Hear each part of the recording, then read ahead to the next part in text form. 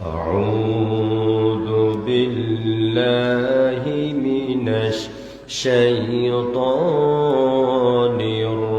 الرجيم بسم الله الرحمن الرحيم إن الله وملائكته يصلون على النبي يا أيها الذين آمنوا صلوا عليه وسلموا تسليما اللهم صل على مولانا محمد وعلى آل سيدنا। আপনাদের কষ্ট হচ্ছে, শরম লাগে মনে হয়? নবীজির প্রতি দরুদ পড়লে লাভ না ক্ষতি? কি লাভ? মুসলিম শরীফের হাদিসে এসেছে, নবীজি বলেছেন, যে ব্যক্তি আমার উপর একবার দরুদ পড়ে আল্লাহ পাক তার জীবনে 10টি গুনাহকে মাফ করে দেন।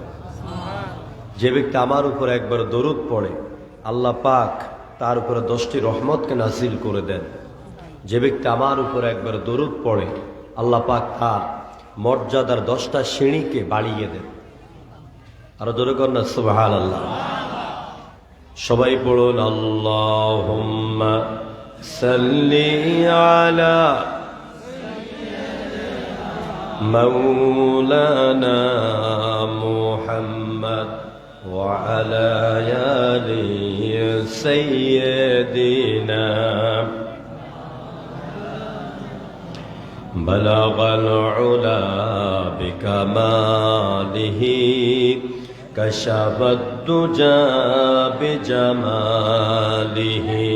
হাসনাত জামিউ খাসালিহি गफ्फार बख्श देता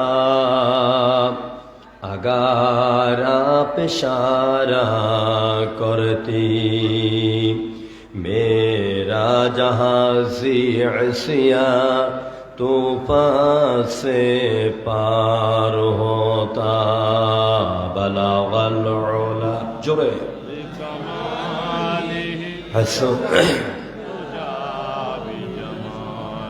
हसनत जमीउ खसालिही आए के जाबे संगे আমার आए के जाबे संगे আমার নবীর দেশে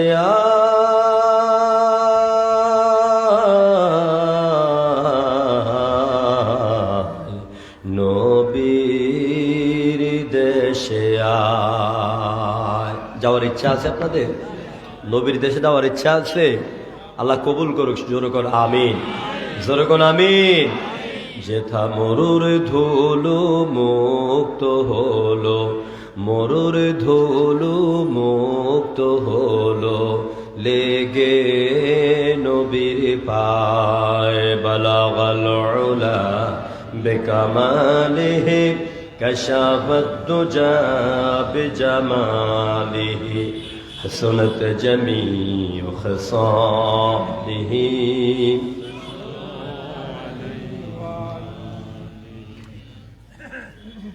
নান্দনিক জেলা, শিক্ষিত জেলা কুমিল্লা। কুমিল্লা জেলার আদর্শ সদর থানার অন্তর্গত রাছিয়া বাগবের ইসলামিয়া দারুস সুন্নাহ আলী মাদ্রাসা 60তম বার্ষিকী আজকের এই ঐতিহাসিক ওয়াজ মাহফিলে স্বনামধন্য সভাপতি রাশিয়া রাগবের ইসলামিয়া দারুস সুন্নাহ আলী মাদ্রাসার সম্মানিত প্রতিষ্ঠাতা বিশিষ্ট আলেম দ্বীন, আধ্যাত্মিক জগতের অন্যতম এক মহান পুরুষ, যার সাথে আমার সম্পর্ক 1997 সাল থেকে। এ রাশিয়া মাদ্রাসা আমি আরো 2 থেকে 3 বার এসেছিলাম, 1999, 2000, 2001-এর দিকে। আজকের মাহফিলের রওনক সভাপতি আপনাদের প্রিয় ব্যক্তিত্ব আলহাজ হযরত মাওলানা আব্দুর রহমান দরবেশ সাহেব হাফেজাহুল্লাহ। আজকে সারা বাংলাদেশ এবং সারা পৃথিবীতে একটা কিতাবের বিরুদ্ধে, একটা কিতাবের আইনের বিরুদ্ধে কাফির, মুশরিক, নাস্তিক, মুরতাদেরা ঐক্যবদ্ধ হয়ে কোমরে গামছা বেঁধে লেগেছে, যাতে করে এই কিতাবের আওয়াজ, এই কিতাবের ধ্বনি, এই কিতাবের দাওয়াত সর্বত্র পৌঁছতে না পারে এবং কিতাবের দাওয়াত শুনে মানুষ যেন এই কিতাব মুখী না হতে পারে। এই জন্য তারা এই কিতাব তথা কোরআনের আওয়াজকে নিস্তব্ধ করে দেওয়ার জন্য তারা হাজার রকমের প্রচেষ্টা অতীতেও চালিয়েছে, বর্তমানেও চালাচ্ছে। কথার জবাব দেন ঠিক কিনা? আমরা কোরআন থেকে জানতে পারি, ইতিহাস থেকে জানতে পারি, যুগে যুগে আল্লাহর জমিনে আল্লাহর দ্বীনের আলোকে নির্বাপিত করার জন্য বিশেষ এক গোষ্ঠী কাজ করেছে। তারা কারা? তারা হচ্ছে উল্লেখযোগ্য পৃথিবীর ইতিহাসে কোরআনে যাদের নাম আল্লাহ পাক ব্যক্ত করেছেন। তাদের মধ্যে রয়েছে ফেরাউন, রয়েছে নমরুদ, তারপর রসুলের সময় এসেছে আবু জাহেল, উতবা, সাইবা। ঠিক তাদের পথ ধরে বর্তমানেও সারা দুনিয়াতে এ কোরআনের আওয়াজকে বন্ধ করে দেওয়ার জন্য আবু জাহেলের রেখে দেওয়া গোষ্ঠীরা কাজ করে যাচ্ছে। চিল্লায় বলেন ঠিক কিনা? যারা কোরআনের ময়দানে বাধা দেয়, যারা কোরআনের কথা বলতে বাধাগ্রস্ত করে, এরা খুব ভালো মানুষ, খুব ভালো মানুষ। আল্লাহ পাক এদের পরিচয় দিচ্ছেন। وَقَالَ الَّذِينَ كَفَرُوا لَا تَسْمَعُوا لِهَذَا الْقُرْآنِ। যারা কাফির এবং যাদের চারিত্রিক বৈশিষ্ট্য কাফেরদের চরিত্রে ভরা, এ কাফেররা বলে মুহাম্মদ রাসূলুল্লাহ যখন কোরআনে দাওয়াত দেয়, কোরআনের আলোচনা করে, তখন তোমরা তার কোরআন শুনতে যেও না। এটা কার কথা? কথা বুঝছেন না আমার? এটা কাফেরদের বক্তব্য।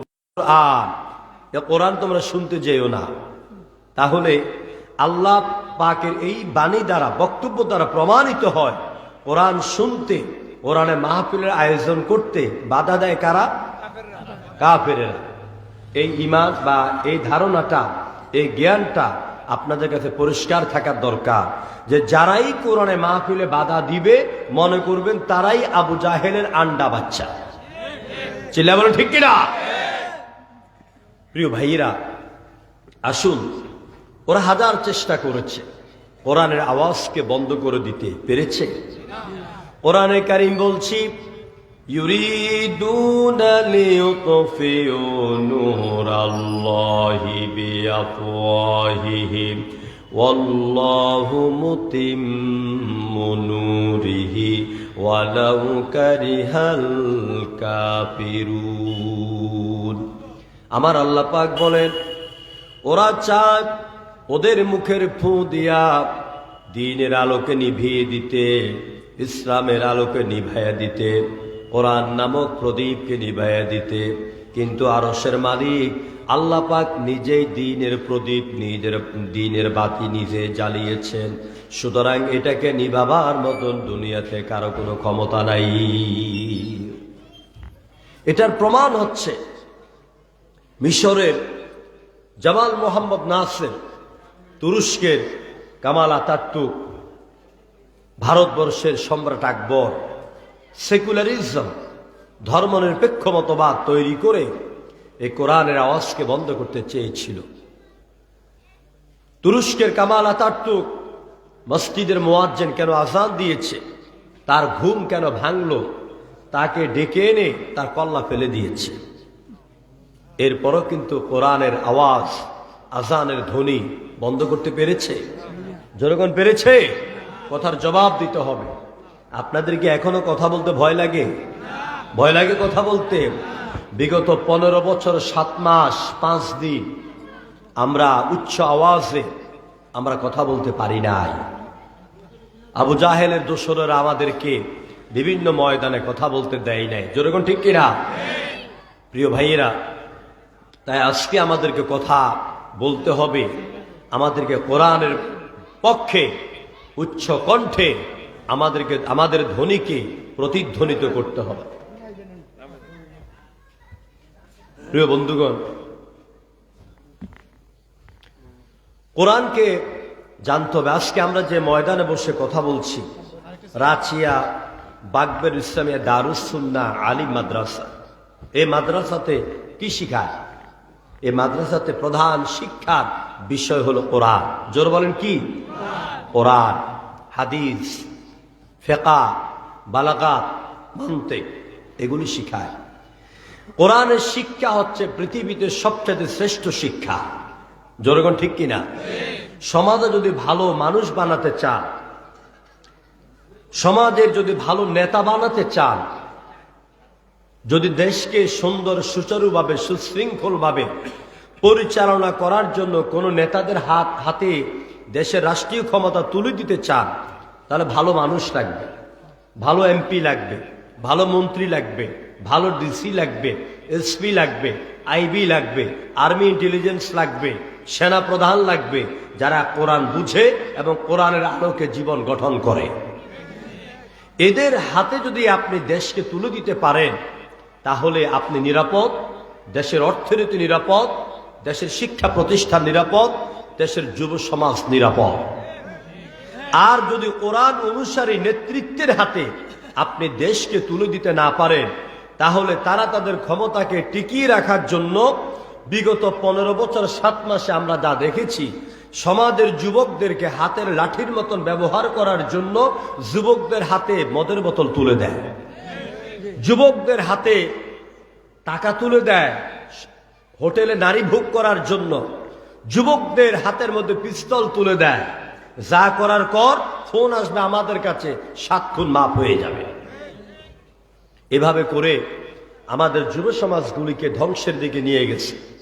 আমরা সে ধ্বংসাত্মক পরিবেশ থেকে যদি বর্তমান ছাত্র সমাজকে আমরা আবার তুলে আনতে চাই, আমরা যদি একটি সুন্দর হযরত আবু বকর, ওমর, উসমান, আলীর সময়ের এটি সুন্দর রাষ্ট্র যদি আমরা গঠন করতে হয়, তাহলে আগে আমাদের শিক্ষা ব্যবস্থাকে পরিবর্তন করতে হবে। জোরে বলেন ঠিক কিনা? আমি বলি যারে আমরা বিদায় করেছি, যাকে আমরা বিদায় করেছি, তার বিদায়ের মধ্য দিয়ে দেশ কিন্তু পরিচ্ছন্ন হয়ে যায় না। আগাছা এবং কচুর গাছের নিচে যে ছড়া, যে বিভিন্ন শাখা প্রশাখা, এগুলি মাটির তলে কিন্তু ছড়িয়ে আছে। এইগুলিকে মূলোৎপাটন করে এই জায়গাটাকে পূর্ণরূপে অল ক্লিয়ার করার জন্য এই মাদ্রাসা নামক প্রতিষ্ঠান, এই কোরআন নামক শিক্ষা ব্যবস্থা আমাদেরকে চালু করতে হবে। জনগণ ঠিক কিনা? ইসলামী শিক্ষা, এটা বুঝতে হবে ইসলামী শিক্ষা কি। আল্লাহ পাক কোরআন যখন নাযিল করেন, তখন আল্লাহ কিন্তু নামাজের কথা বলেন নাই, রোজার কথা বলেন নাই, ইমানের কথা বলেন নাই, তাওহীদের কথা বলেন নাই, পরকালের কথা বলেন নাই।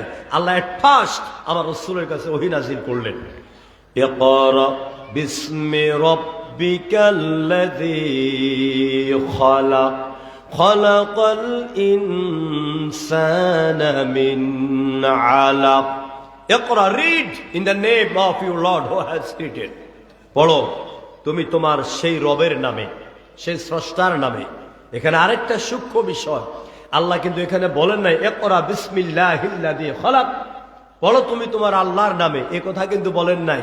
আল্লাহ বলেছেন ইকরা বিসমি রাব্বিকাল্লাযী খালাক। আল্লাহ পাকের সিফাতি নাম, আল্লাহর গুণাবলী নাম, গুণবাচক নাম রব শব্দটি আল্লাহ উল্লেখ করেছেন। কারণ এই পৃথিবীতে যুগে যুগে মানুষের রব সাজতে চেয়েছে। ফেরাউন, নমরুদ, কেউ বলে নাই আমি আল্লাহ, কেউ এই কথা বলে নাই। সবাই বলেছে আনা রব্বুকুমুল আ'লা, আমি তোমাদের বড় রব। আপনার এই 2041 সাল পর্যন্ত আমার দেশের বিদায়ী নেত্রী মানুষের রব সাজতে চেয়েছিলেন। যেরকম ঠিক কিনা? রব অর্থ কি? হ্যাঁ, রব মানে প্রতিপালক, রব মানে আইনদাতা, জীবনদাতা, মরণদাতা, হুকুমদাতা, সামঞ্জস্য দানকারী, পথ প্রদর্শনকারী, সার্বভৌমত্বের মালিক। এগুলো হচ্ছে রবের অর্থ। তিনি বলেছেন না যে সব আইন আমার হাতের মুঠায়, আমি যদি যেই দিকে কাত করি সেই দিকে কাত হয়ে যাবে, চোখের ইশারা করলাম জীবন উড়ে গেল। বলে নাই? বহুত বলেছে। চট্টগ্রামের 8 মার্ডারে বলেছিল একটা লাশ পড়লে একটার বদলে 10টা ফেলতে হবে। এভাবে যারা ক্ষমতার বাহাদুরি দেখায়, তাকাব্বুরি দেখায়, আমার আল্লাহ সব সহ্য করতে পারেন, অহংকার সহ্য করেন না। চিল্লা বলেন ঠিক কিনা? এই জন্য আগে আমাদের বাচ্চাদের কলেজার ভিতরে রবের শিক্ষা ঢুকিয়ে দিতে হবে। আর রবের শিক্ষার নাম হলো ইলমে ওহী, ইলমে কোরআন।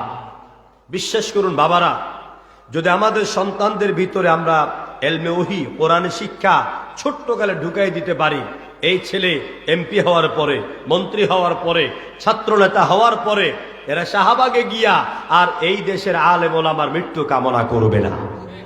কথার জবাব দেন না কেন? মৃত্যু কামনা করবে না। তাই এই ছেলেগুলি মুশরিক হবে না, এই ছেলেগুলি আল্লাহর আইনের বিরুদ্ধে কথা বলবে না। এই ছেলেগুলি বড় হওয়ার পরে এরা রাজনীতিকে কোরআন থেকে, ধর্ম থেকে পৃথক করার কথা বলবে না। ধর্ম থেকে, কোরআন থেকে রাজনীতিকে পৃথক করার কথা তারাই বলে যারা ঠিক মতো আলহামদুলিল্লাহ সূরা পড়তে পারে না। ঠিক কিনা বল? আমার ভাইরা, মুসলমান হিসেবে কোরআন বুঝতে হবে, মুসলমান হিসেবে কোরআন বুঝতে হবে। আল্লাহে, আল্লাহর কসম, আমি কাউকে আঘাত দেওয়ার জন্য বা কারো বিরুদ্ধে কথা বলছি না, কিন্তু কেউ যখন আমার কোরআনের বিরুদ্ধে, আমার ইসলামের বিরুদ্ধে কথা বলে, তার বিরুদ্ধে প্রতিবাদ করে, আমার জীবন মরণের দাবি।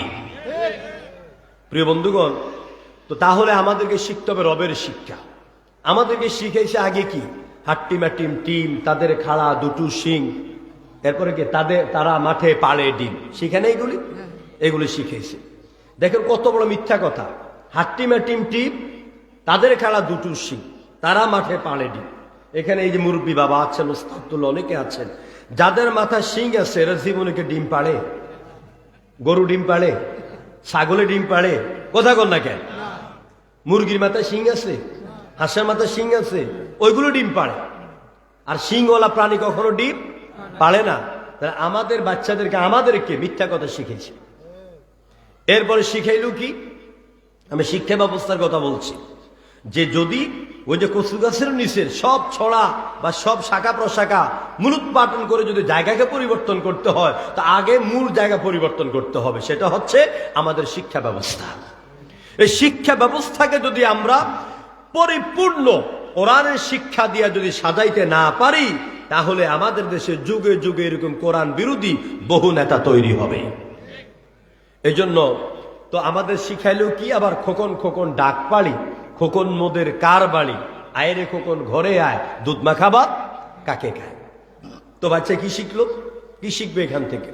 আমি জাবেরি তার কবি না, তো আমি বলি ছড়াটা যদি এরকম হতো, খোকন খোকন ডাক পাড়ি, আয়রে খোকন কোরআন পড়ি, কোরআন পড়ে সুন্দর একটা জীবন এবং সমাজ গড়ি, ভালো হইতো নাকি হইতো না?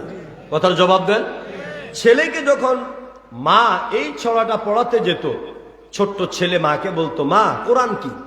মা বলতে বাধ্য, কোরআন হচ্ছে জীবন বিধান, কোরআন হচ্ছে আল্লাহর কালাম, কোরআন হচ্ছে আল্লাহর কিতাব। তখন ছেলের ভিতরে কোরআন সম্পর্কে একটা ধারণা জন্মে যেত। আর আমার দেশের মেয়েরা স্কুলে পড়ে, ভার্সিটিতে পড়ে, কলেজে পড়ে, এরা সময় পাইলে এখন মোবাইলে উপন্যাস পড়ে।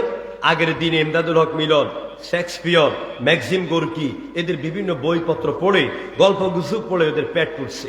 তো এই মেয়েদের যখন অন্য বাড়িতে বিয়ে হয়ে যায়, বিয়ে হওয়ার পরে সন্তান হয়, সন্তান হওয়ার পরে সন্তান যখন 6-7 বছরে বিভিন্ন কিন্ডার গার্ডেনে ভর্তি হয়, তখন প্রতিদিন মার পাশে শোয় আর বলে, মা আমাকে গল্প শোনাও।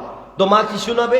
মার পেটে আছে নীলপরীর বুড়ির কিচ্ছা আছে, শাহরুখ খানের কিচ্ছা আছে, মমতাদের কিচ্ছা আছে, বিভিন্ন নেতা নেত্রীর কিচ্ছা দিয়ে পেট ভরা। তো মা এগুলি বাচ্চাকে প্রতিদিন শুনাইয়া ঘুম পাড়ায়। আজকে বাচ্চা প্রতিষ্ঠানে যাওয়ার পরে তার এক ছোট্ট বন্ধু বলছে, জানো বন্ধু, গতকাল আমার আম্মু আমাকে আবু বকর, ওমর, উসমান, আলীর এদের গল্প শুনিয়েছে। তোমার আম্মু কি শোনায়? বাচ্চার ব্রেনে হিট করেছে যে আমার মা তো প্রতিদিন আমাকে নীলপরি ডাইনি বুড়ির কিচ্ছা শোনায়, আজকে মায়ের কাছে যাব। মার পাশে শুইল, আবার আগের মতো বলল, মা আমাকে গল্প শোনাও। মা আগের মতন তাকে যখন এই গল্পগুলি শোনাচ্ছে, বাচ্চা শোয়া থেকে উঠে যায়, মার মুখ চেপে ধরলো। চেপে ধরে এবার মাকে বলছে, আকাশে লক্ষ তারা রূপালি চাঁদ কোত্থেকে আসে, ঠিক কিনা বলেন? সাত সকালে যায় হারিয়ে কোথায় জানি না, ওমা সাত সকালে যায় হারিয়ে কোথায় জানি না, মাগো আমার অনেক কিছু জানা হলো না, নীলপরি আর ডাইনি বুড়ি ভালো লাগে না।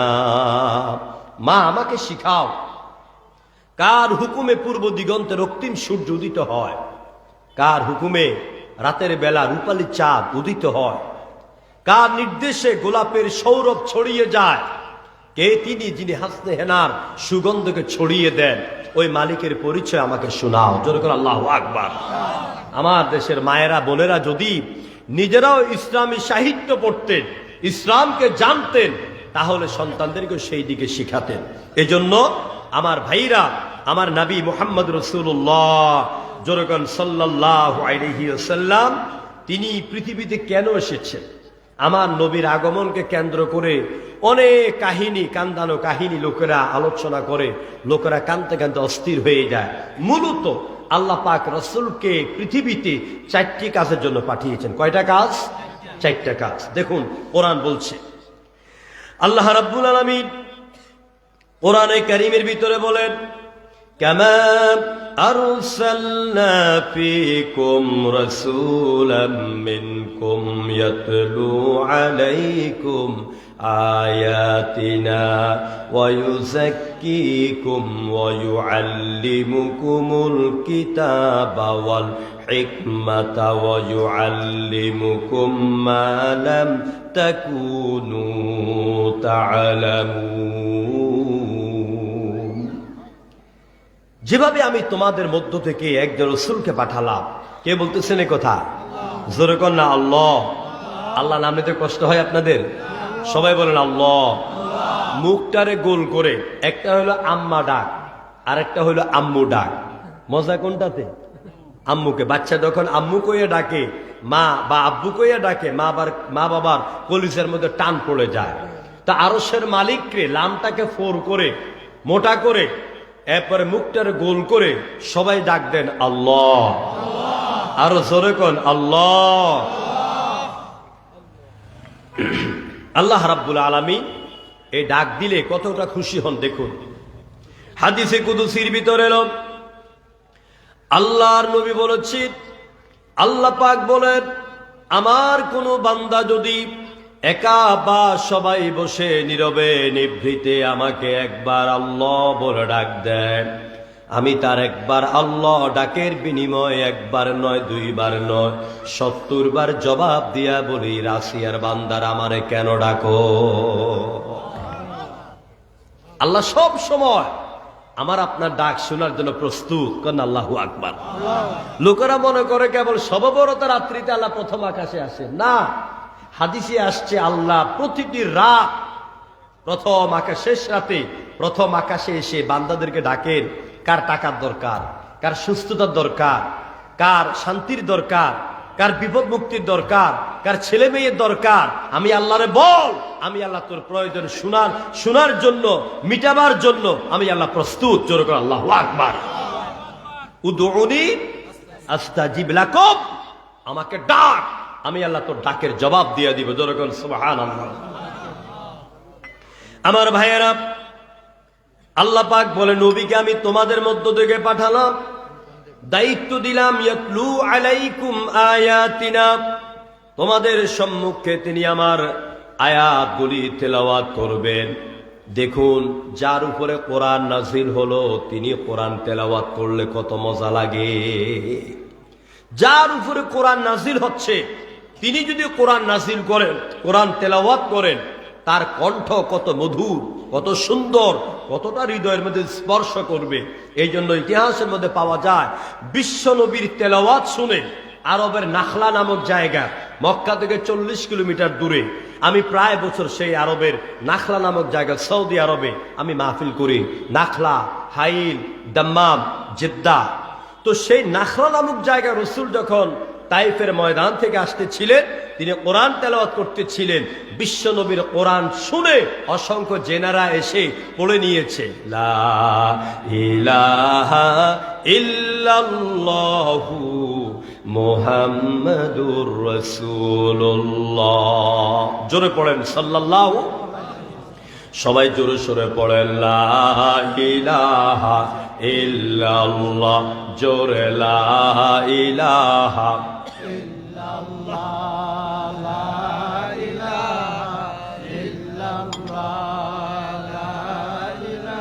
নেই কেহু নেই আল্লাহ ছাড়া, লা ইলাহা ইল্লাল্লাহ, লা ইলাহা ইল্লাল্লাহ। পাখির গানে গানে, হাওয়ার তানে তানে, ওই নামেরই পাই মহিমা, ওই নামেরই পাই মহিমা। হলে আপন হারা লা ইলাহা ইল্লাল্লাহ। জোরে লা ইলাহা ইল্লাল্লাহু মুহাম্মাদুর রাসূলুল্লাহ। জোরে পড়েন সাল্লাল্লাহু। তাহলে নবীকে এক নাম্বার দায়িত্ব দিয়েছেন, তিনি যেন লোকদের সামনে আল্লাহর আয়াতগুলি তেলাওয়াত করেন। এই কোরআন তেলাওয়াত শুনতে ভালো লাগে না খারাপ লাগে? বলেন সবাই। কোরআন ছাড়া পৃথিবীতে অনেক কিতাব আছে, জানেন তো আপনারা? ইসলাম ছাড়া অনেক ধর্ম আছে, যেমন ইহুদি ধর্ম, খ্রিস্ট ধর্ম, জারদাস ধর্ম, ইহুদি ধর্ম, তারপরে এরকম বহু ধর্ম আছে। ঠিক তাদের ধর্মীয় কিতাব আছে, যেমন ত্রিপিটক, বেদ, বাইবেল, জিন্দাবেস্তা, উপনিষদ, মহাভারত, রামায়ণ, ভগবত গীতা, ঋগ্বেদ, অথর্বেদ, যতুর্বেদ, সামবেদ। কয়টা নাম কইছি? প্রায় 13-14টা নাম বলেছি। এই 14টা কিতাব আমার ঘরে আছে। আমি ইন্ডিয়ার আসাম, 24 পরগনা, মুর্শিদাবাদে যখন যাই, তখন আমি এই কিতাবগুলি, এদের বইগুলি সংগ্রহ করেছি, এগুলি আমি পড়ি। আমি বেদ পড়তে গিয়ে দেখলাম, আমি ইয়াতলু আলাইকুম এই শব্দের, এই বাক্যের লাইন ধরে আমি বুঝাচ্ছি যে বিশ্বনবীকে আল্লাহ পাঠালেন মানুষকে কোরআন শোনাবার জন্য, কোরআন শিক্ষা দেওয়ার জন্য। কারণ কোরআনের শিক্ষা দিয়ে রাসূলুল্লাহ এই পৃথিবীতে সোনার মানুষ তৈরি করেছেন। জনগণ ঠিক কিনা? এই জন্য আমার দেশে যদি সোনার মানুষ এবং সোনালী নেতা তৈরি করতে হয়, তাহলে কোরআনের শিক্ষাকে ক্লাস 1 থেকে মাস্টার ডিগ্রি পর্যন্ত বাধ্যতামূলক করতে হবে। বিশ্বাস করুন, মানুষের তৈরি করা কোন তন্ত্রফন্ত্র দিয়া, Karl Marx, Lenin, Hume, Galileo, Copernicus, Kepler, Darwin, Hegel, Mao Tsetung, Bertrand Russell, এইসব মানুষের তৈরি করা তন্ত্রফন্ত্র, মানুষের তৈরি করা পুস্তক, মানুষের তৈরি করা কল্পনা প্রসূত জ্ঞান দিয়ে ভালো মানুষ তৈরি হয় নাই, হবে না, ভবিষ্যতও হবে না। ভালো মানুষ যদি তৈরি করতে হয়, তাহলে বিশ্ব নবীর মতন একটা আল হেরা ইউনিভার্সিটি বানাইতে হবে। ওইটার দায়িত্ব নিতে হবে রসুলের অনুসারী বড় কোনো আলেমকে। সেখানে শিক্ষা সিলেবাস থাকবে প্রধান 2টা, একটা হচ্ছে কোরআন আর একটা হচ্ছে বুখারী, মুসলিম, তিরমিজি, ইবনে মাজাহ, তারগিব তারহিব, ইমাম মালিক মুয়াত্তা। এরকম কিতাবের শিক্ষা ছাড়া ভালো মানুষ তৈরি হওয়া যায় না। আমি কিন্তু ইংরেজি বাংলার বিরুদ্ধে বলছি না। আমার ইংরেজি লাগবে, আমার বাংলা লাগবে, আমার ভূগোল লাগবে, কেমিস্ট্রি লাগবে, বায়োকেমিস্ট্রি লাগবে, আমার সব লাগবে। কারণ এইগুলি না হলে আমি আবার কোরআনকে বুঝতে পারবো না। চিল্লা বলে ঠিক কিনা? কোরআনকে বুঝার জন্য আমার ওইগুলি দরকার। আর চরিত্রবান মানুষ তৈরি হওয়ার জন্য আমার এলমে দ্বীন দরকার। আর ভালো মানুষ বানাবার জন্য এর রাশিয়া মাদ্রাসা, এরকম বাংলাদেশের সব মাদ্রাসা। কোন আলহামদুলিল্লাহ। আমার ভাইরা, তো নবী করিম সাল্লাল্লাহু আলাইহি সাল্লাম তার তেলাওয়াত, ইয়াতলু আলাইকুম আয়াতিনা, আল্লাহ বলছে রসুলকে পাঠাইলাম তিনি যেন আমার আয়াতগুলি তেলাওয়াত করেন। কোরআন কি সুমিষ্ট ভাষী কোরআন এবং তেলাওয়াত। আপনারা বিভিন্ন সময় বড় বড় কারীদের তেলাওয়াত শুনেন, বিশেষ করে যারা মক্কাতে যান, সেখানে সাউদ আশ-শুরাইব কাবা শরীফের ফজিলাতুল শায়েখ, তার তেলাওয়াত শুনে মানুষের চোখ দিয়ে পানি ঝরে। দুনিয়ার বিভিন্ন ধর্মের ধর্মীয় কিতাবের তেলাওয়াত আর কোরআন তেলাওয়াত আকাশে পাতালে পার্থক্য। একটু আগে আমি বিভিন্ন ধর্মের যে বইয়ের নামগুলি বললাম, তাদের মধ্যে হিন্দু ধর্মের ধর্মীয় কিতাবের নাম হলো বেদ। আমি কোরআন তেলাওয়াতের পার্থক্যটা বোঝাচ্ছি আপনাদেরকে। যারা কোরআন তেলাওয়াত করেন না, বছরে কোরআন একবারও ধরেন না, আমি তাদের জন্য বলছি। হিন্দু ধর্মের ধর্মীয় কিতাব এর নাম হচ্ছে বেদ। দেখুন আমি একটু বেদ পড়ি, মজা লাগে কিনা। পড়বো? একটু বেদ পড়ি, দেখেন। হোতার মিন্দ্র মহাসুরিন্দ্র অল্লং জ্যেষ্ঠং শ্রেষ্ঠং পরমং ব্রহ্ম অল্ল রহস্যল্ল কাং বরস্য নির্ঘাত কম। মজা লাগে? কোন মজা লাগছে? লাগে নাই। আর এবারে কোরআন পড়ি। কাবা শরীফের ইমাম সাউদ আশ-শুরাইব, এটা আমাদের ইমাম সাহেব আজকে মাগরিব পড়ালেন এখানে। মাশাআল্লাহ, আল্লাহ তার কণ্ঠে বারাকা দান করুন বলে আমিন। কি সুন্দর তেলাওয়াত কোরআনে। আলহামদুলিল্লাহি রাব্বিল আলামিন আর রহমানির রহিম মালিক ইয়াউমিদ্দিন إياك نعبد وإياك نستعين اهدنا الصراط المستقيم صراط الذين أنعمت عليهم غير المغضوب عليهم ولا الضالين।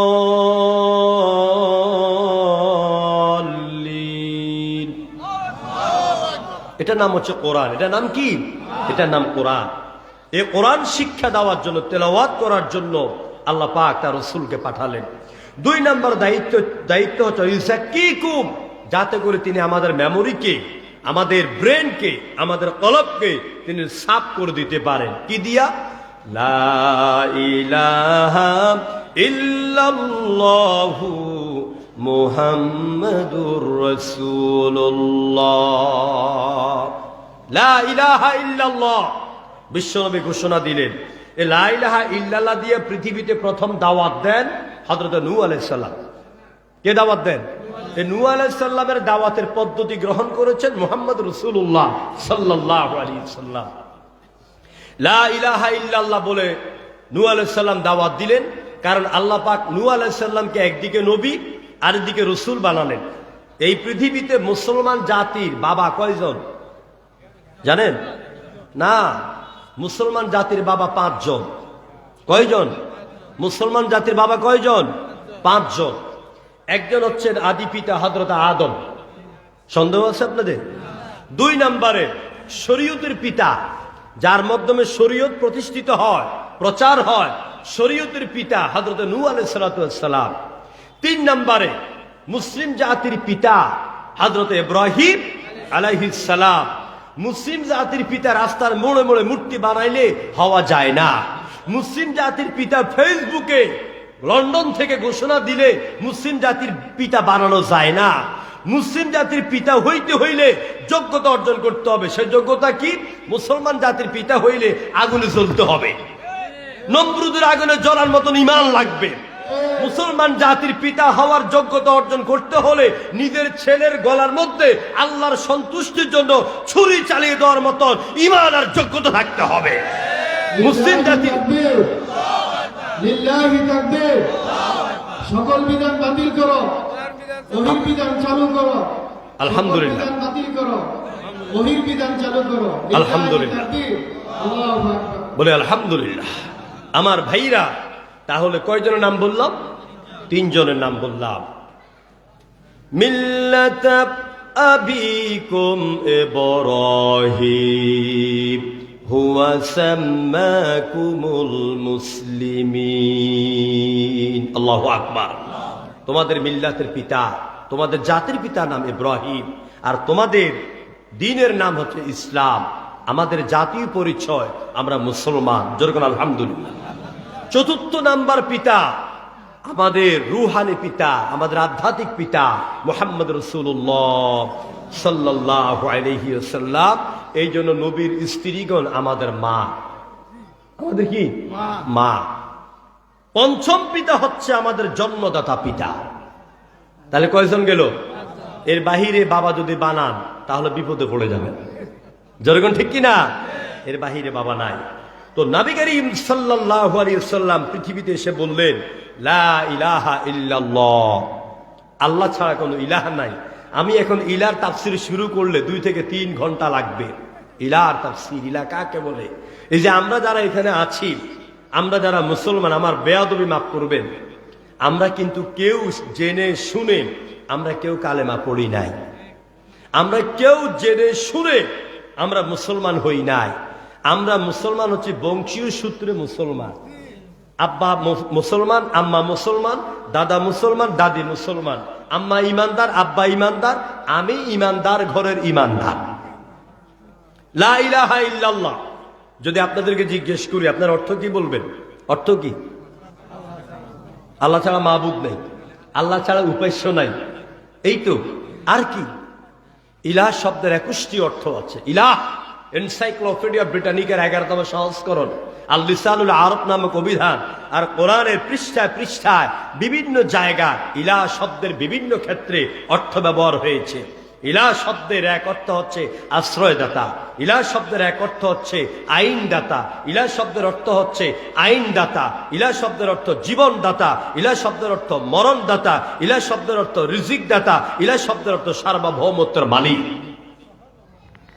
লা ইলাহা ইল্লাল্লাহর অর্থ যদি শুধু কোনো উপাস্য নাই, মাবুদ নাই, এই কথা হতো, রাসূলুল্লাহকে বদরের ময়দানে যাওয়া লাগতো না। লা ইলাহা ইল্লাল্লাহর অর্থ যদি শুধু হতো কোনো উপাস্য নাই, তাহলে আল্লাহ নবীকে 27টা যুদ্ধের নেতৃত্ব দিয়া তার শরীর থেকে 83 বার রক্ত দেওয়া লাগতো না। আল্লাহ নবী যদি লা ইলাহা ইল্লাল্লাহর অর্থ এই শুধু তসবিহ দানার মধ্যে সীমাবদ্ধ থাকতো, আল্লাহ নবীকে মক্কা ছাইরা রাতের অন্ধকারে মদিনায় যাওয়া লাগতো না। লা ইলাহা ইল্লাল্লাহর অর্থ যদি শুধু কোনো উপাস্য নাই, কোনো মাবুদ নাই, এইটাই হতো, তাহলে সাইয়্যিদ কুতুবকে ফাঁসির রশিতে ঝুলতে হতো না। লা ইলাহা ইল্লাল্লাহর অর্থ যদি শুধু কোনো উপাস্য নাই, এই কথাই হতো, জাফর থানশ্বরীকে 1000 লোকের সামনে ফাঁসির রশিতে ঝুলাতো না। লা ইলাহা ইল্লাল্লাহর অর্থ যদি শুধু কোনো উপাস্য নাই, এই কথা হতো, আল্লামা সাঈদীকে 13 বছর কারাগারে থাকতে হতো না। লা ইলাহা ইল্লাল্লাহ এটা বুঝাবুঝির বিষয়। এই জন্য আল্লাহ পাক বলেছেন, আমিনু কামা আমানান নাস, ঈমান আনো, লোকেরা যেইভাবে ঈমান এনেছে। আমি এই নাস শব্দ পড়ার পরে আমি 17টা তাফসিরের পৃষ্ঠা উল্টাইলাম। আল্লাহ পাক নাস বলে কাকে বুঝালেন? তাফসিরে খাজেন, ফাতুহুল কাদির, রুহুল মাআনি, রুহুল বায়ান, আজওয়াউল বায়ান, সাফাতু তাফাসির, নুরুল কুলুব, নুরুল কোরআন, সব তাফসিরের নাম। এসব তাফসিরের মধ্যে পেলাম আমিনু, আমারও সিগা, ঈমান আনো, কামা যেভাবে আমানান নাস, লোকেরা ঈমান এনেছে। এই লোক হচ্ছে রাসূলের হাতের তৈরি করা হীরকখণ্ড, সোনার টুকরো আবু বকর, ওমর, উসমান, আলী, খাব্বাব, খুবাইব, আব্দুর রহমান ইবনে আউফ, হযরত বেলাল, যাদের বুকের মধ্যে পাথর দিয়েছে, জিহ্বা বের হয়ে গেছে, শরীরের গোস্তগুলি খসে খসে বালুর সাথে জমাট বেঁধেছে। মৃত্যুর সন্ধিক্ষণে উমাইয়া ইবনে খালফ এসে বলছে, বেলাল তুমি কি তোমার সিদ্ধান্ত পরিবর্তন করেছ? বলছে, হ্যাঁ করেছি। সেটা কি? সেটা হচ্ছে কোন রকম জিহ্বা বের করে আঙ্গুল নাড়ায় বলতেছে, সেই সিদ্ধান্ত হচ্ছে আহাদ আহাদ, লা ইলাহা ইল্লাল্লাহু মুহাম্মাদুর রাসূলুল্লাহ। এরকম মুসলমান হইতে হবে। এরকম মুসলমান বেলালকে বলছি, উমাইয়া বেলাল তুমি মুহাম্মাদের কলমা ছেড়ে দাও, মক্কাতে বাড়ি বানায় দিব, ঘর দিব, সুন্দরী মেয়ে তোমার মতন কালো মানুষের সাথে বিয়ে দিয়ে দিব। এরকম অনেক প্রস্তাব দিয়েছে। মুহাম্মদ রাসূলুল্লাহকে আয়েশা চাচারা সবাই মিলে কয়, মুহাম্মদ তুমি কালেমার দাওয়াত বন্ধ করে দাও, যদি করো তোমাকে আমরা আরবের রাষ্ট্রীয় ক্ষমতা দিয়ে দিব, আর সুন্দর নারী একটা নয় 10টা দিয়ে দিব। আল বেদায় ওয়া নেহায়ার 2য় খণ্ডের ভিতরে এলো যে রাসূলুল্লাহ বলেছেন, হে আমার চাচারা, নারী দেওয়াও সহজ, এরপরে ক্ষমতা দেওয়াও সহজ, কিন্তু যেটা অসম্ভব, আকাশের সূর্যকে যদি আমি মুহাম্মদের ডান হাতে দাও আর চন্দ্রকে যদি বাম হাতে দাও, আমি রাসূলুল্লাহ 1 মিনিটের জন্য কালেমার দাওয়াত বন্ধ করতে পারবো না। এটা হচ্ছে ঈমান।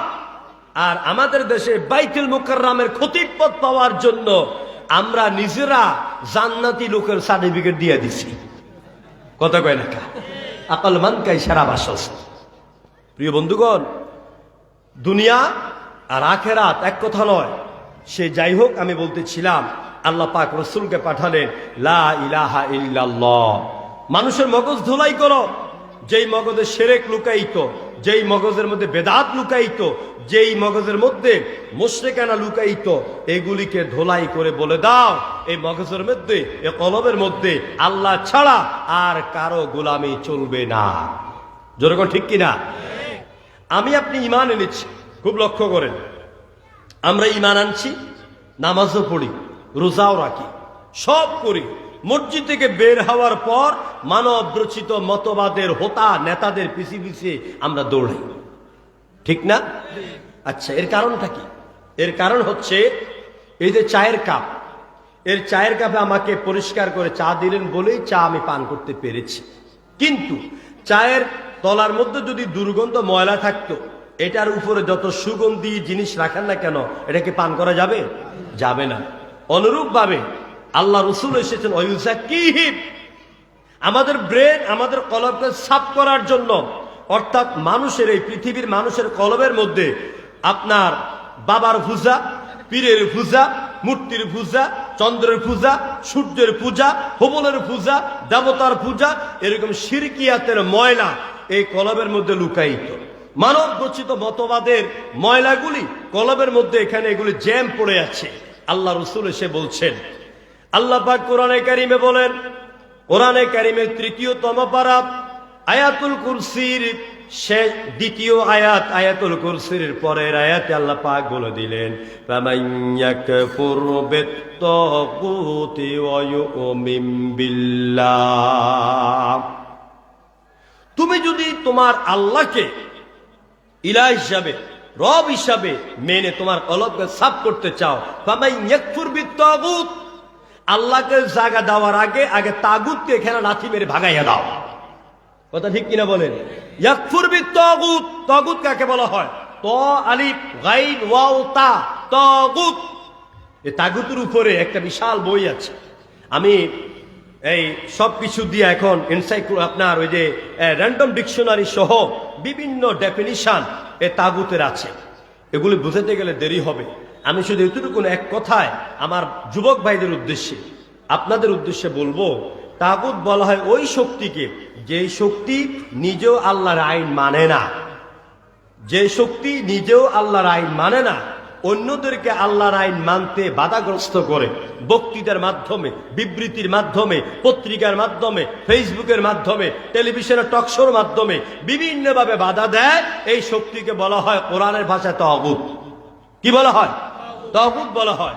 আল্লাহ বলেন ফামান ইয়াকফুর বিত্তাগুত, যে ব্যক্তি তার কলিজা থেকে, তার হার্ট অর সোল, তার আত্মা থেকে, তার কলব থেকে তাগুতকে সাফ করবে, তারপরে ওই পরিষ্কার কলবের মধ্যে জায়গা দিবে আরশের মালিক আল্লাহ। ফামান ইয়াকফুরু বিত্তাগুতি ওয়া ইউমিন বিল্লাহ, যে ব্যক্তি তাগুতকে অস্বীকার করে আল্লাহর উপর ঈমান আনলো, ফাকাদ ইসতামসাকা বিল উরওয়াতিল উসকা, সে এমন একটা হাতলকে, এমন একটা ঈমানি রশিকে ধারণ করলো যা কখনো ছিঁড়ে যাবার নয়। তার উপরে নির্যাতন আসবে, তাকে ফাঁসি রশিতে নিবে, তাকে হত্যা করবে, তাকে গুলি করবে, তার চোখ উঠায় ফেলবে, তার পাও ভেঙে ফেলবে। সব নির্যাতনের পরে ডুব দুটি ডান্ডি হাতাইস, ও বলবে লা ইলাহা ইল্লাল্লাহ, আল্লাহ ছাড়া কারো আইন মানি না। এটার কথাই আল্লাহ বলছেন ফামান ইয়াকফুর বিত্তাগুত ওয়া ইউমিন বিল্লাহ। আজকে আমরা এমন ইমানদার, আমাদের ইমান কচু পাতার পানির মতন। 1000 টাকা পাইলে আমাদের ইমান লড়ে যায়। চিল্লাই এখন ঠিক কিনা? মৌসুম আইতেছে, সামনে মৌসুম আইতেছে। 1000 টাকার বিনিময়ে ইমানরে আমরা বিক্রি করে দিয়া। যে ব্যক্তি আজীবন মদ খায়, চুরি করে, গুন্ডামি করে, বদমাশি করে, ওর ব্যাপারে স্লোগান দিব, উমুক ভাইয়ের চরিত্র গোলাপের মতন পবিত্র। যেরকম ঠিক কিনা? এটা ইমানদারের বৈশিষ্ট্য নয়। আল্লাহ পাক তার রসুলকে পাঠালেন, হে রসুল, আমি আপনাকে প্রথম দায়িত্ব দিলাম মানুষকে কোরআন শোনান, কোরআন তেলাওয়াত করেন। 2 নম্বর ইউযাক্কিকুম, তিনি যেন তোমাদের মগজকে ধোলাই করতে পারেন, তোমাদের কলবকে সাফ করতে পারেন। 3 নম্বরে ওয়ায়ুআল্লিমুকুমুল কিতাব ওয়াল হিকমা, তিনি যেন তোমাদেরকে কিতাব শিক্ষা দেন, কিতাব শিক্ষা দেন, কোরআন শিক্ষা দেন। আজ আমাদেরকে কোরআন এবং ইসলামী শিক্ষা ব্যবস্থা থেকে দূরে রাখার জন্য হাজার রকমের পায়ে তারা অতীতও চলেছে, শরীফ থেকে শরীফা বানার চেষ্টা করেছিল। কথার জবাব দেন ঠিক কিনা? শরীফ থেকে শরীফা বানাবার চেষ্টা করে এই বাংলাদেশটাকে আপনার কি জানি বলে সরাসরি জেনাদা বিচারের দিকে ঠেলে দেওয়ার একটা পায়ে তারা করেছিল, সমকামিতা। আমরা যারা কোরআনে ময়দানে কথা বলি, আমরা সারা দেশে চিল্লাইছি। আপনারা যারা ইসলামকে ভালোবাসেন, আপনাদের মতো যুবকেরা ফেসবুকে প্রতিবাদ করেছেন। ইনশাআল্লাহ এই শিক্ষা ব্যবস্থাকে আমরা এই দেশে কায়েম করতে দেই নাই। যেরকম ঠিক কিনা? আমার ভাইরা মনে রাখবেন, যেই দেশে সবচেয়ে বেশি জেনা ব্যভিচার হয়, সেই দেশে সরাসরি আল্লাহর পক্ষ থেকে গজব নাজিল হয়ে যায়।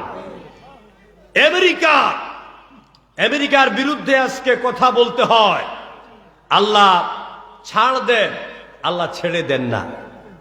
যেরকম ঠিক কিনা? আল্লাহ ছাড় দেন, ছেড়ে দেন না। এই সে আমেরিকা আমার ফিলিস্তিনের মুসলমানদের ঘর বাড়ি, মসজিদ, হাসপাতাল সবগুলোকে ধুলায় মিশিয়ে দেওয়ার জন্য আমেরিকা অর্থ দিয়ে, বিবেক দিয়ে, জ্ঞান দিয়ে, টাকা দিয়ে, শত্রু দিয়ে, অস্ত্র দিয়ে ইসরায়েলকে সহযোগিতা করেছিল। আমরা কার কাছে বিচার দিব? আমরা সৌদির কাছে বিচার দিতে চেয়েছিলাম, কিন্তু সৌদির মোহাম্মদ বিন সালমান, আমার মদিনা বিশ্ববিদ্যালয় 2023 সালে আমার প্রোগ্রাম ছিল, সেখানে মোহাম্মদ বিন সালমান ছিলেন। আমি লোকটার দিকে তাকাইয়া মনে মনে ভাবলাম, বলা তো কোনো উপায় নেই আমাদের, কারণ মুনাফিকের বিরুদ্ধে কথা বলার কারণে সাউদ আর-শরাইমকে কাবা শরীফের ইমামতি থেকে তাকে বাদ করে দিয়েছে। আমাদের বাংলাদেশে যখন আমরা মুনাফিকদের, আমরা ইসলাম বিরোধী শক্তির বিরুদ্ধে যখন আমরা মসজিদের মিম্বরে ওয়াজ করতাম, আমাদেরকে গুম করার চেষ্টা করেছে, আমাদেরকে মসজিদের চাকরি থেকে বের করে দিয়েছে। এটা ভুক্তভোগী আমিও। 2021 সালের জুনে আমার গুম করার চেষ্টা করেছিল। আমার ভাইরা, তো সেখানে মোহাম্মদ বিন সালমান কথা যখন বলে, কি সুন্দর তার আরবি বাচন ভঙ্গি, মনে হয় যেন পাক্কা মুসলমান। তখন আমি আয়াত মিলাচ্ছিলাম, وَإِذَا لَقُوا الَّذِينَ آمَنُوا قَالُوا آمَنَّا وَإِذَا خَلَوْا إِلَى شَيَاطِينِهِمْ قَالُوا إِنَّا مَعَكُمْ إِنَّمَا نَحْنُ مُسْتَهْزِئُونَ। সারা পৃথিবীর মুসলমানদের বিচার দেওয়ার জায়গা একটা সৌদি আরব।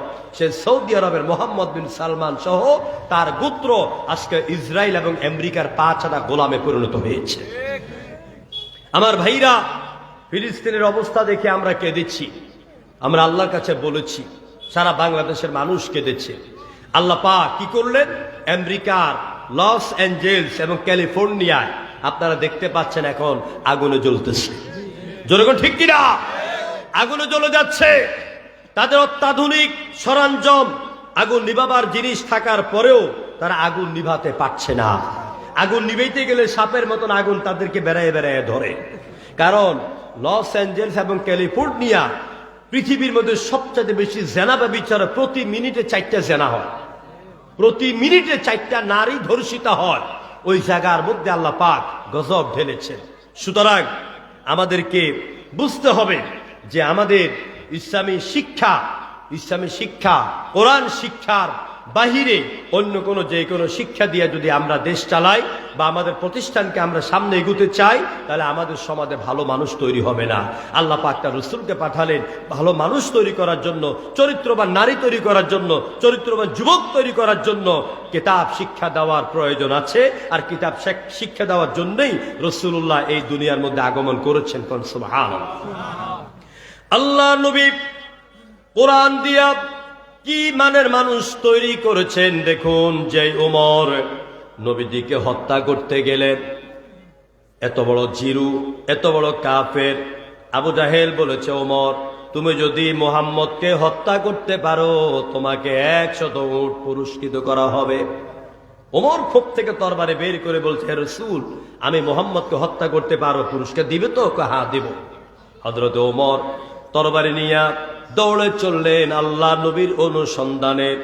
খুঁজতে খুঁজতে মক্কার এক পাহাড়ের গুহায় আল্লাহ নবীর খবর পেয়ে গেলেন। ওমর পাগলা অশ্বের মতন দৌড়াচ্ছেন তরবারি নিয়ে, ওই গুহার মুখামুখি হবেন। এমন সময় গুহার মুখে দাঁড়িয়ে আছেন বিশ্ব নবীর একজন সাহাবী।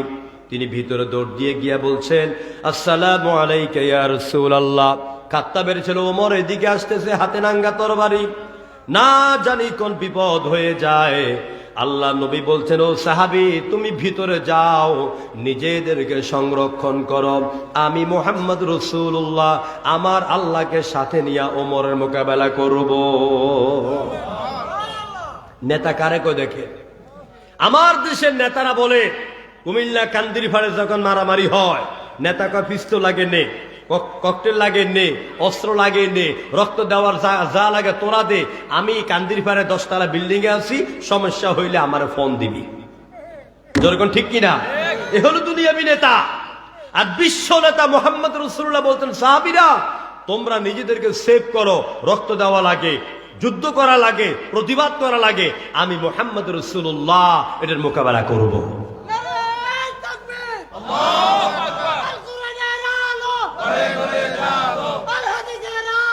আলহামদুলিল্লাহ আমার ভাইয়েরা, আমার ভাইয়েরা, এই জন্য জি বসেন বসেন, আলহামদুলিল্লাহ আমার ভাইয়েরা।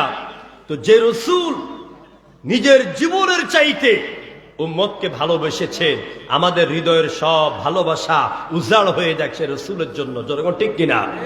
রাসূল আমার ভালোবাসা, রাসূল আমার আলোর আশা, রাসূল আমার প্রেম বিরহের মূল আলোচনা,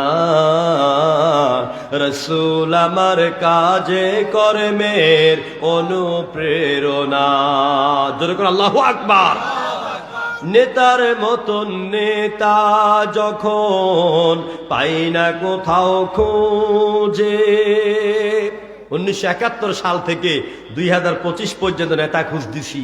কোন নেতার আন্ডারে চললে দেশে জেনা থাকবে না, ব্যভিচার থাকবে না, চুরি থাকবে না, ডাকাতি থাকবে না, সন্ত্রাস থাকবে না, সাদাবাজ থাকবে না, সিএনজি স্টেশন দখল থাকবে না, আপনার দোকানদার এরপর মার্কেট দখলদারিত্ব থাকবে না।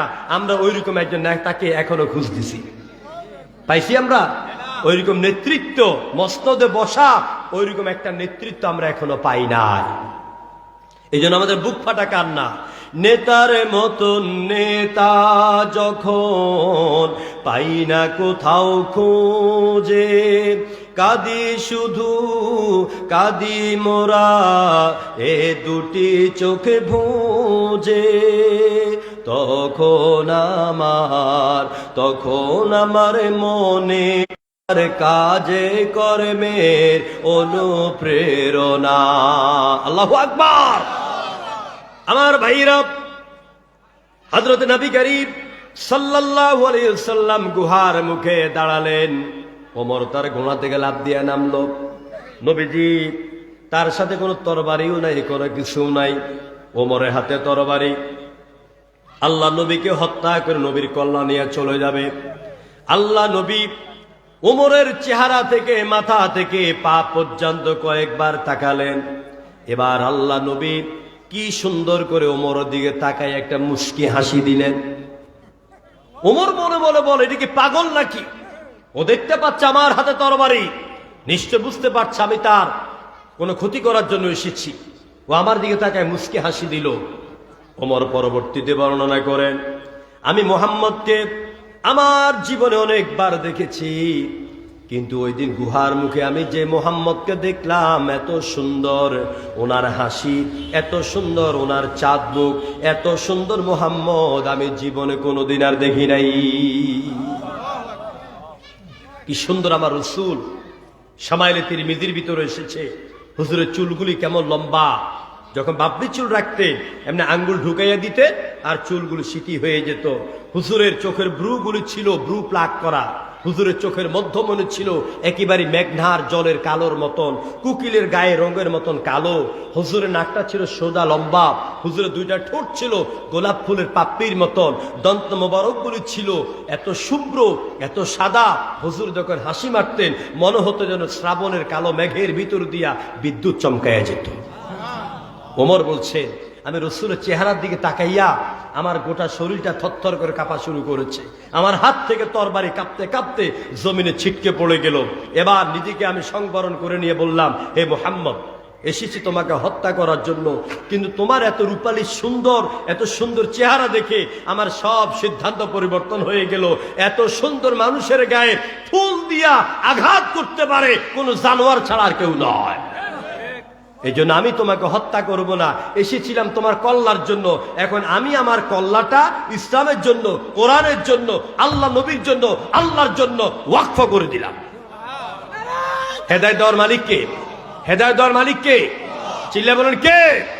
যুবক ভাইদেরকে বলবো, আমার মা বোনদেরকে বলবো, বাবাদেরকে বলবো, অনেক রাস্তায় আমরা হেঁটেছি, আমরা অনেকের পিছে আমরা হেঁটেছি, আমরা অনেকের কথা শুনেছি, অনেককে আমরা এত ভালোবেসেছি, চায়ের দোকানে নেতার বিরুদ্ধে কথা কইলে কলিজার মধ্যে আগুন লাগতো, থানার মধ্যে ফোন দিত, ধৈরা ঘুষাইতো। চিল্লাই এখন ঠিক কিনা?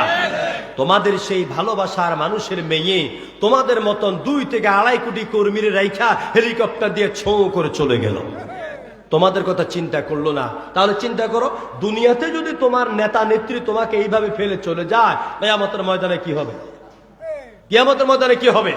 ইয়াউমা ইয়াফিরুল মারউ মিন আখিহি ওয়া উম্মিহি ওয়া আবিহি ওয়া সাহিবাতিহি ওয়া বানিহি।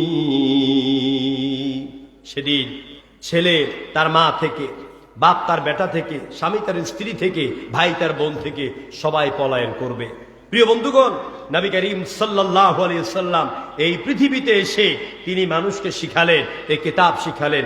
এই কিতাবের মূল শিক্ষা হচ্ছে তাওহীদ। বলেন মূল শিক্ষা কি? তাওহীদ, আল্লাহর একত্ববাদ। আল্লাহ কয়জন? আল্লাহ কয়জন? আল্লাহ একজন। এই শিক্ষাটা নবী মানুষকে দিলেন। বলো লা ইলাহা ইল্লাল্লাহ, আল্লাহ ছাড়া কোনো ইলাহ নাই, কোনো মাবুদ নাই, কোনো উপাস্য নাই, কোনো আইনদাতা নাই, কোনো জীবনদাতা নাই, কোনো মরণদাতা নাই। সেজদা পাওয়ার যোগ্যতা আল্লাহ ছাড়া এই পৃথিবীতে আর কারো নাই। সেজদা দিবেন কাকে? মাথা নত করবেন কার সামনে?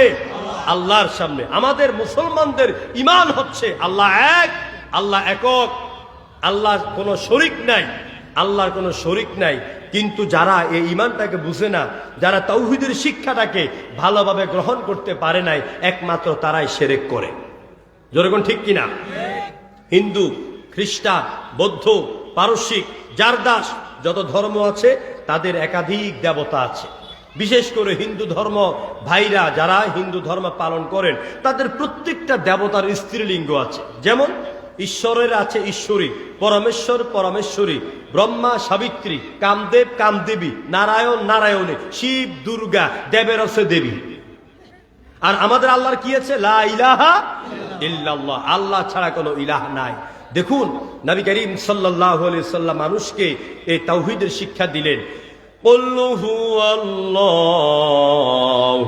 আহাদ আল্লাহুস সামাদ লাম ইয়ালিদ ওয়া লাম ইউলাদ ওয়া লাম ইয়াকুল লাহু কুফুয়ান আহাদ। নবী আপনি বলুন, আল্লাহ এক এবং একক, তিনি নিরঙ্কুশ, তিনি বেনিয়াজ, তিনি কাউকে জন্ম দেন নাই, তাকেও কেউ জন্ম দেয় নাই। আকাশ আর জমিনে আমার আল্লাহর সমকক্ষ আর কেউ নাই।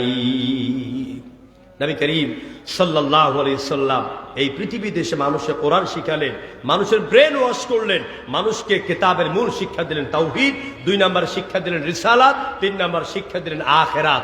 এই পৃথিবীর জমিনে জমিন নয়, আরেকটা জমিন আছে, আরেকটা জীবন আছে, ওইটার নাম হচ্ছে অনন্তকাল, সেটার নাম হচ্ছে পরকাল। ওখানে মানুষকে ফিরে যেতে হবে। জনগণ ঠিক কিনা? আমি মাঝে মাঝে নিজেকে যখন দেউলিয়া হয়ে যাই, আমি মাঝে মাঝে যখন দুনিয়ার প্রতি নিজে আসক্ত হয়ে যাই, তখন আমি প্রায় জুমার দিন সকালবেলা ফজর পড়ে আমি বনানীর, ঢাকা বনানীর বিশাল কবরস্থান, ওখানে চলে যাই। যাইয়া হাজার হাজার কবর, কবি, সাহিত্যিক, বুদ্ধিজীবী, রাষ্ট্রীয় নেতা, তারপরে বড় বড় আপনার সেনা প্রধান, এদের কবরের পাশে দাঁড়াইয়া ভাবি, তোমার কাছে আসার জন্য কত অনুমতির দরকার হতো। আজ তুমি এখানে ঘুমিয়ে আছো, আমি তোমার পাশে দাঁড়িয়ে আছি, আজকে তুমি আমাকে কিছু বলার তোমার ক্ষমতা নাই। যেরকম ঠিক কিনা? কবরস্থানে যাবেন, জিয়ারত করবেন, বৃহস্পতিবার, শুক্রবার, শনিবার, এই 3টা দিন সময় পাইলে যাবেন। ওখানে গেলে দুনিয়ার যে লোভ, দুনিয়ার যে লালসা, দুনিয়ার যে মোহ, ক্ষমতার যে মোহ, সব কিছু ওখানে গেলে কেটে যায়।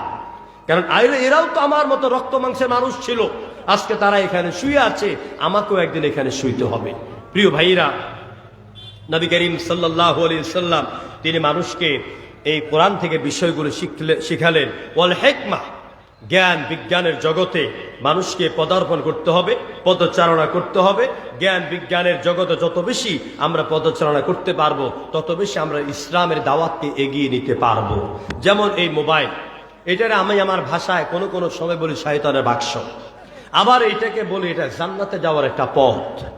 দুইটাই বলি আমি, কারণ মোবাইলে তো দোষ নাই, মোবাইলে দোষ আছে। আমি কোরআন শুনবো, আমি ইসলাম প্রচার করব, আমি কোরআনে দাওয়াত দিব, আমি কোরআনের আয়াতের অর্থ লিখে এখানে আমি কি যে বলে স্ট্যাটাস দিব, এটা আমার ইসলামের কাজে ব্যবহার হবে। কিন্তু যদি আমি এটা না করে আমি যদি এর মধ্যে সিনেমা দেখি, নাটক দেখি, পর্নোগ্রাফি দেখি, ল্যাংটার ছবি দেখে নিজের চরিত্র নষ্ট করি, মোবাইলের দোষ না আমার বিবেকের দোষ? আমার বিবেকের দোষ, আমার জ্ঞানের দোষ। এই জন্য যুবক ভাইদের কাছে আমার অনুরোধ থাকবে, আমরা এই প্রযুক্তিকে, আমরা বিজ্ঞানকে আমরা ইসলামের কাজে ব্যবহার করব। কোন ইনশাআল্লাহ। যেহেতু আল্লাহ বলেছেন ইয়াসিন ওয়াল কুরআনিল হাকিম, কোরআন হচ্ছে বিজ্ঞানময় কিতাব। আমরা কোরআনকে মানুষের ধারে ধারে পৌঁছে দেওয়ার জন্য দাওয়াতি কাজ করতে হবে। পৃথিবীতে যত মানুষ এসেছেন, যত নবী এসেছেন, বিশেষ করে সব নবীদের সমস্ত কাজের মধ্যে প্রধান কাজ ছিল মানুষের কাছে পৌঁছায়া দিলেন লা ইলাহা ইল্লাল্লাহ। মানুষের কাছে ইসলামের এই বাণী পৌঁছে দিয়েছেন। এ দাওয়াতি কাজ করা নফল নয়, মুস্তাহাব নয়, ওয়াজিব নয়, এ দাওয়াতি কাজ করা প্রত্যেক মানুষের উপরে ফরজ। জোরে বলেন কি? পৃথিবীতে যত কাজ আছে, যত কথা আছে, সব কথার চাইতে উত্তম কথা হচ্ছে লা ইলাহা, কুলু লা ইলাহা ইল্লাল্লাহ তুফলিহুন। তোমরা লা ইলাহা বলো, তাহলে সফলতার দরওয়াজা কে খুলে দিবেন? আল্লাহ খুলে দিবেন।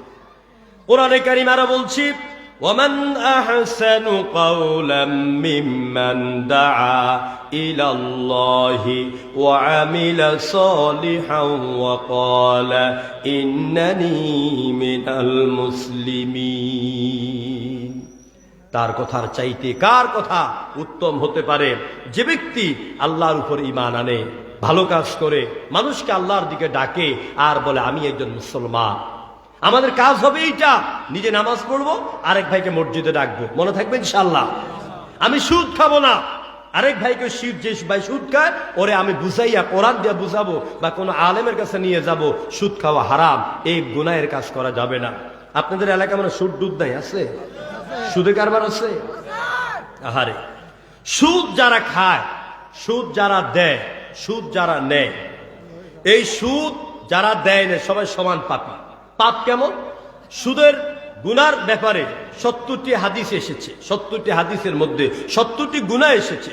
70টি গুনার মধ্যে সবচাইতে ছোট্ট নগণ্য গুনাহ হচ্ছে যে ব্যক্তি সুদ দেয়, যে ব্যক্তি সুদ নেয়, যে ব্যক্তি সুদ খায়, তার গুনাহ হচ্ছে নিজের মায়ের সঙ্গে 41 বার জিনা করার মতন গুনাহ।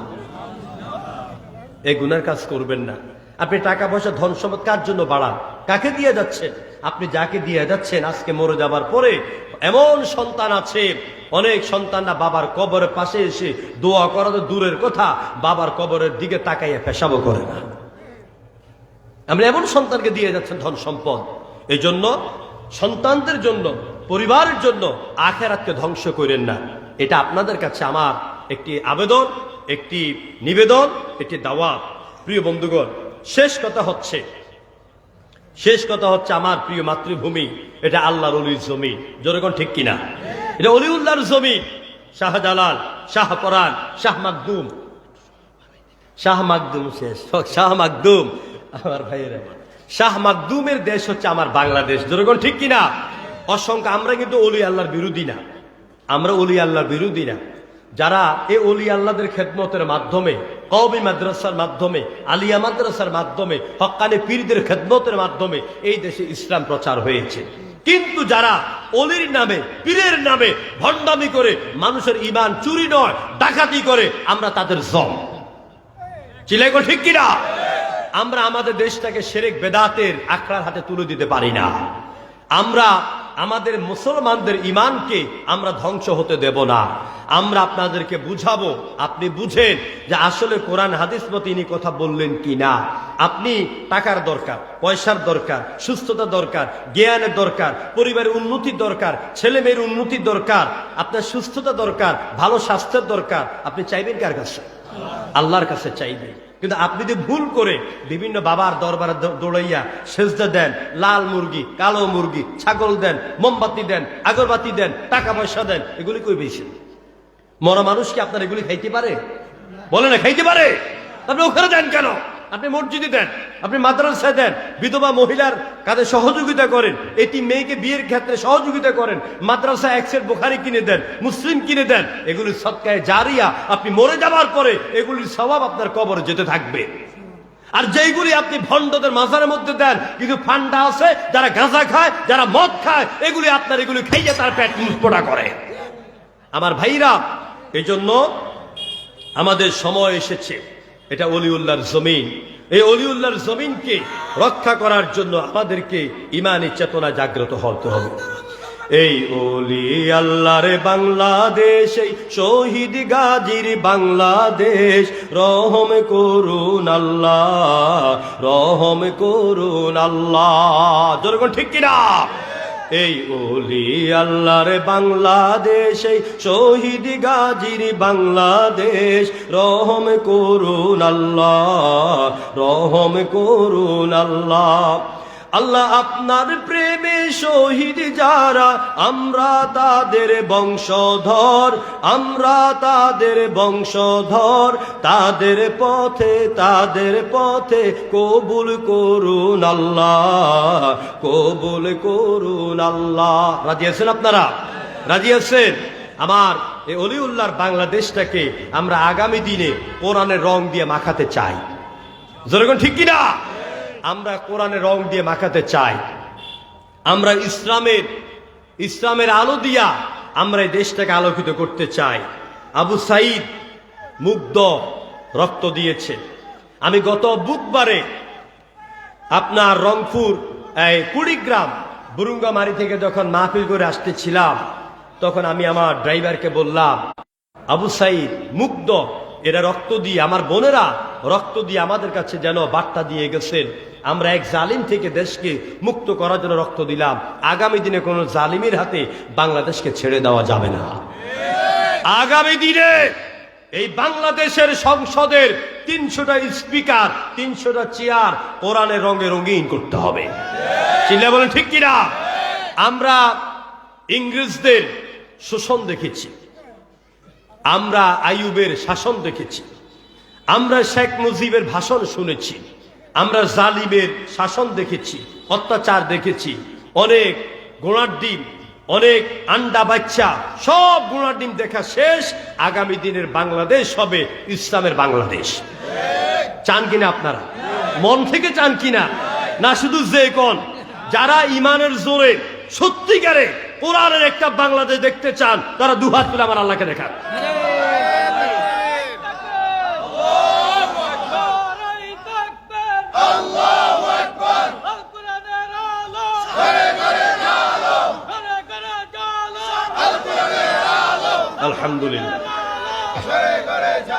আলহামদুলিল্লাহ, মাশাআল্লাহ, বলি মাশাআল্লাহ। আমাদের কোনো অস্ত্র নাই, আমরা এলএমজি, আদমজি, বোমা টোমা এগুলিতে আমরা বিশ্বাস করি না। জোরে কোন ঠিক কিনা? আমরা বিশ্বাস করি, আমরা নারায়ে তাকবীর, আল্লাহু আকবার এই স্লোগান দিয়া আমরা বাংলাদেশকে আমরা পরিবর্তন করতে চাই, আমরা ইনকিলাব আনতে চাই। ইনকিলাব মানে পরিবর্তন। ইনকিলাবের অস্ত্র মোদের লা ইলাহা ইল্লাল্লাহ, ঠিক কিনা বলেন? ইনকিলাবের অস্ত্র মোদের লা ইলাহা ইল্লাল্লাহ, লা ইলাহা ইল্লাল্লাহ, লা ইলাহা ইল্লাল্লাহ, লা ইলাহা ইল্লাল্লাহ, ইল্লাল্লাহ। এই কালিমা প্রথম বল, এই কালিমা শেষ সম্বল, এই কালিমা প্রথম বল, এই কালিমা শেষ সম্বল। যাইরে যেথায় গরি সেথায় বিপ্লবেরই লাল কেল্লা, ঠিক কিনা বলেন? আমরা মুসলমান, আমরা 1971 সালে একটা যুদ্ধ করেছিলাম, দেশ পৃথক হয়ে গেল পাকিস্তান থেকে। 2024 একটা যুদ্ধ করেছিলাম, জালিম থেকে দেশ মুক্ত হলো। আরেকটা যুদ্ধ করতে হবে কুমিল্লার যুবকদেরকে। রাজি আছেন আপনারা? আমার বাড়ি তো কুমিল্লা, লাকসাম মনোহরগঞ্জ। আমি কুমিল্লার জীবনে কাটিয়েছি প্রায় 14 থেকে 15 বছর। কুমিল্লার যুবক ভাইদেরকে বলবো, আমাদেরকে আরেকটা সংগ্রাম করতে হবে, লড়াই করতে হবে, যুদ্ধ করতে হবে। সেই যুদ্ধ হবে বাংলাদেশকে কোরআনের শাসনের আওতায় আনার জন্য। এই জন্য আমাদেরকে সংগ্রাম করতে হবে, ইমানি চেতনায় আমাদেরকে জাগ্রত হতে হবে। সে আশা প্রত্যাশা রেখে রাশিয়া মাদ্রাসার ছাত্রদের জন্য দোয়া করছে, আল্লাহ যেন প্রত্যেকটি ছাত্র ছাত্রীর ব্রেনকে আল্লাহ যেন প্রশস্ত করে দেন, এই মাদ্রাসা শিক্ষা ব্যবস্থাকে আল্লাহ যেন উন্নত করে দেন। এই মাদ্রাসা যারা দায়িত্ব পালন করছেন আল্লাহ যেন তাদেরকে কবুল করেন, এই মাদ্রাসার সুনাম সুখ্যাতি আল্লাহ যেন বাড়িয়ে দেন। এবং আপনারা যারা শুনতে এসেছেন, আপনাদের কাছে আমার শেষ নসিহত, 5 ওয়াক্ত নামাজ পড়বেন, মনে থাকবে, নামাজের প্রতি অবহেলা করবেন না। আমার যুবক ভাইয়েরা এখন বর্তমানে তারা মোবাইলের মধ্যে আসক্ত থাকে, মসজিদে নামাজের জামাত হয়ে যায়, এরা নামাজ পড়ে না, আব্বা আমার সাথে বেয়াদবি করে, মা বাবাকে চোখ রাঙায় কথা বলে, মোবাইল না দিলে অনেকে মা বাবারে গুতায়, মা বাবাকে মার, আছে না নাই? এগুলি করেন না। মা বাপ বড় নেয়ামত। তারপরে সালাত জান্নাতে যাওয়ার একটা দরওয়াজা। তারপরে এলাকার মুরব্বীদেরকে সম্মান করবেন, মারামারি করবেন না, হিংসা হানাহানি করবেন না। আল্লাহ পাক যাতে আমাদেরকে রসুলের কোরআন শিক্ষা এবং রসুল যে আমাদের ব্রেনকে ওয়াশ করার জন্য এসেছেন, কিতাব শিক্ষা দেওয়ার জন্য এসেছেন, ইসলাম শিক্ষা দেওয়ার জন্য এসেছেন, সেই ইসলামকে আমরা শুধু কিছু কিছু জায়গা নয়, বরং কমপ্লিট কোড অফ লাইফ, পরিপূর্ণ জীবন ব্যবস্থা হিসাবে ইসলামকে আমরা গ্রহণ করে যেন আমরা ধারণ করতে পারি, ইসলামের আলোকে আমরা চলতে পারি, ভাই ভাইকে ভালোবাসতে পারি, এলাকার মুরব্বীদেরকে সম্মান করতে পারি, সেই আশাবাদ ব্যক্ত করে আপনাদের সবাইকে আমি আন্তরিক মোবারকবাদ জানিয়ে আমি ছোট্ট নগণ্য মানুষ আমার আলোচনা এখানে শেষ করছি। হাযা মা ইনদি ওয়াল ইলমু ইনদাল্লাহ আলাইহি তাওয়াক্কালতু ওয়া ইলাইহি উনীব। আসসালামু আলাইকুম ওয়া রাহমাতুল্লাহ।